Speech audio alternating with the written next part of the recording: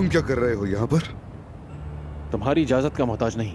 मौके का फायदा उठा रहे हो? हाँ, पीछा कर रहे हो हमारा? दुनिया सिर्फ तुम्हारे गिर्द नहीं घूमती अदनान साहब। ठीक है, बहुत हो गया, मैं कोई लड़ाई नहीं चाहती यहाँ। हम लड़ते हैं या नहीं ये बात की बात है, लेकिन मुझे समझ नहीं आता कि तुम चाहते क्या हो आखिर। ईशा को तुमसे ले लिया इसलिए कर रहे हो ये सब, और यही वजह है कि समरुद के इतने करीब आ रहे हो तुम। हाँ, अदनान क्या बातें कर रहे हो ये?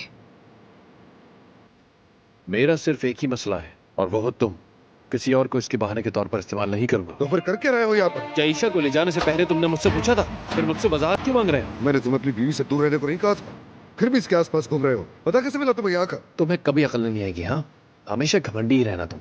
मेरे सब्र को मत आजमाओ सुझे। अच्छा बस अब बहुत हो गया, रुक जाओ। सिना साहब, आपने बहुत दूर से यहाँ आने की ज़हमत की, माफ कीजिएगा, लेकिन मेरे ख्याल से अब आपको जाना चाहिए। अगर आप यही चाहती हैं तो ठीक है, मैं जा रहा हूं। हम बाद में मिलते हैं। क्या कर रहे हो? अदनान!